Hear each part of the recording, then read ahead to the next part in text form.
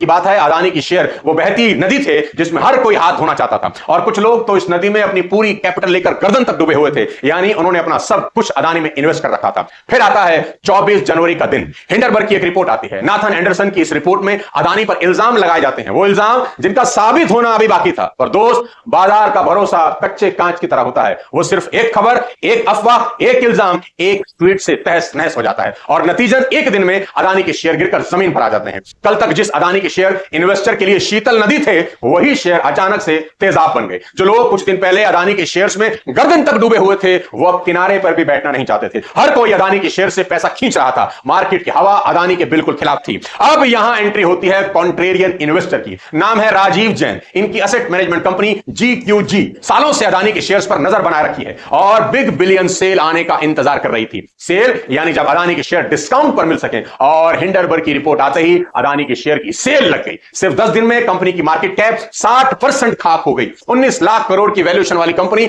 10 लाख करोड़ के नीचे चली गई। राजीव जैन ने यहां बहुत संयम से काम किया और थोड़ा इंतजार किया ताकि शेयर और नीचे गिर जाएं। और फिर 2 मार्च 2023 को GQG ने अदानी की लिस्टेड सभी 10 कंपनियों में टोटल 15,440 करोड़ इन्वेस्ट कर दिए, जिसमें अदानी एंटरप्राइज के 90 लाख शेयर इन्होंने 1408 रुपए के भाव पर खरीदे। यही शेयर हिंडनबर्ग की रिपोर्ट आने से पहले उन्हें दुगनी कीमत पर भी ना मिलते। अब तरीके से देखा जाए तो मार्केट, मीडिया और माहौल सब कुछ अदानी के खिलाफ था, पर फिर भी GQG यानी राजीव जैन ने इतना बड़ा अमाउंट इन्वेस्ट किया। जानते हैं क्यों? क्योंकि वो अदानी के शेयर पर सालों से लगातार नजर रखते हुए थे। उन्होंने अदानी की हर इन्वेस्टमेंट, उनके हर अनगोइंग और अपकमिंग प्रोजेक्ट की जानकारी थी। इसके अलावा GQG ने हिंडरबर्ग की रिपोर्ट के हर इल्जाम पर भी रिसर्च की, और फिर जब उन्हें अदानी के शेयर सस्ते भाव में मिले तो वो खरीदते ही चले गए। और मार्च एंड होने तक GQG ने अदानी के शेयर्स में टोटल 35,774 करोड़ इन्वेस्ट कर डाले, जिनकी वैल्यू सिर्फ 14 महीने में 81,000 करोड़ से ज्यादा हो गई। दोस्तों, एक बेहद समझदारी वाली सोच ने गिरते बाजार में भी राजीव जैन को